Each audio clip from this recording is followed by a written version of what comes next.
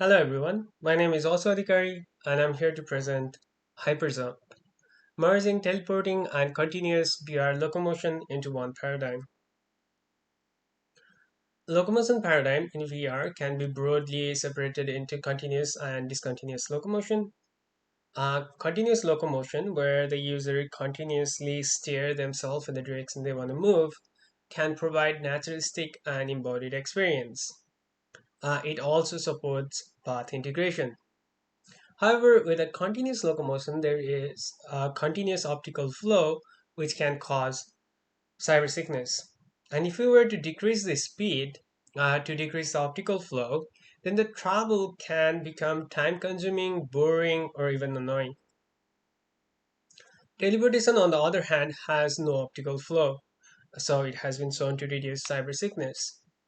And the length of the jump is not connected to cybersickness in any way. So we can jump to any length without significantly affecting cybersickness. However, teleportation can cause disorientation because especially updating ourselves is difficult with teleportation. So we propose HyperJump, which is a hybrid between these two and tries to make the best of the both worlds. So how does HyperJump work? It has a continuous speed up to 5 meters per second, where it acts like any other continuous paradigm, where the user can continuously steer in the direction they want to move. If they want to travel faster, then on top of the continuous speed, it has iterative jumps. And because of the continuous speed, it will always have an optical flow, which helps with path integration. But because of that iterative jump, the optical flow is limited, which should help to curb cybersickness. And for this user study, HyperJump has been added to both leaning-based and controller-based interfaces and compared. So we conducted the user study with the following research questions. How does adding hyperjump affect spatial updating when compared to continuous only locomotion? How does it affect overall usability and user experience, including cybersickness? So we took two, as I previously mentioned, we took two controller-based and leaning-based interface, and we added hyperjump on top of them.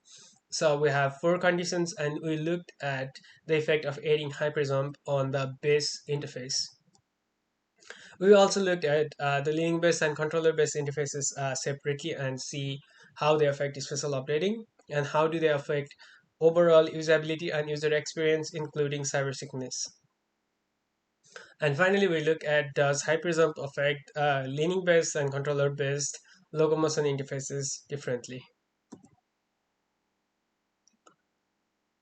So this is how we designed the task for the user study.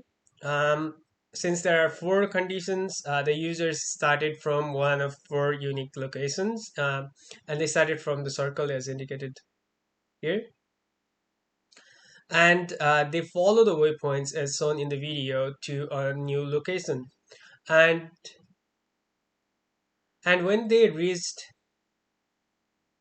and when they followed the waypoints and reached these new locations, they pointed back to the previously visited locations in a random order as suggested by the computer.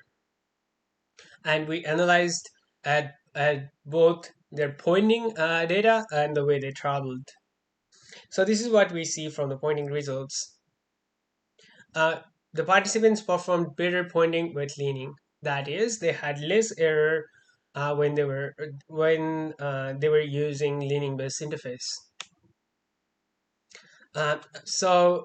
This is leaning performing better than controller has been shown multiple times in previous studies, and now is again verified in our photorealistic environment with naturalistic task. Interestingly, with HyperJump, there was no difference in pointing errors. That is, In the base condition of controller and leaning, when the hypersum was introduced, it didn't significantly affect um, their pointing errors. The advantages of the hypersum, however, can be seen in navigation results. The participants travel faster with hypersum even with the same maximum speed. So even without the jumps, when they could just continuously steer, they could still go at the same speed had they had like a jump. And even in that condition, hypersum traveling with hypersum was faster. And yes, hypersum had more errors compared to continuous paradigm. However, if we look at the size of the error, then it is still less than 10 centimeter, which is the diameter of the sphere in the waypoints.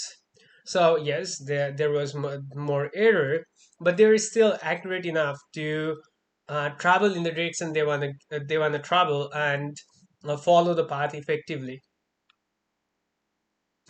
In terms of cybersickness, we optimize the whole experiment such that there would be minimal uh, cybersickness, and it worked. So the total cybersickness on the scale of the SSQ questionnaire is less than 10%, even around 5% of the total scale. So the cybersickness was so low. I think there was not enough cybersickness to see the advantage of hypersum.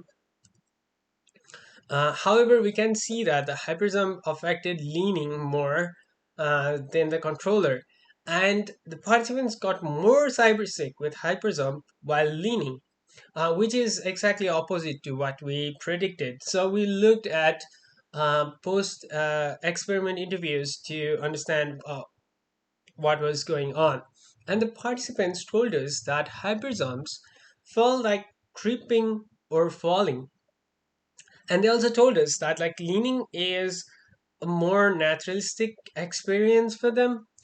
So leaning felt very real, but they couldn't interpret or understand those jumps.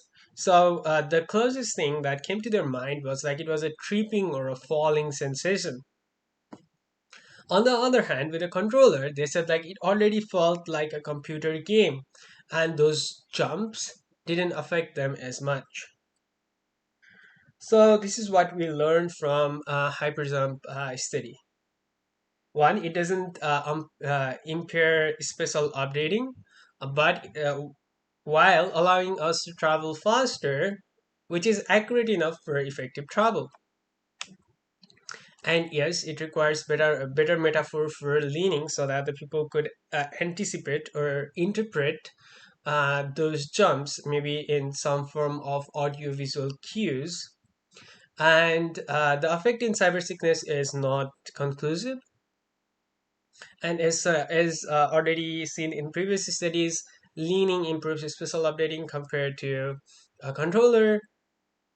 And finally, we expect to see benefits, including cybersickness, in a longer or a faster travel with hyperzone.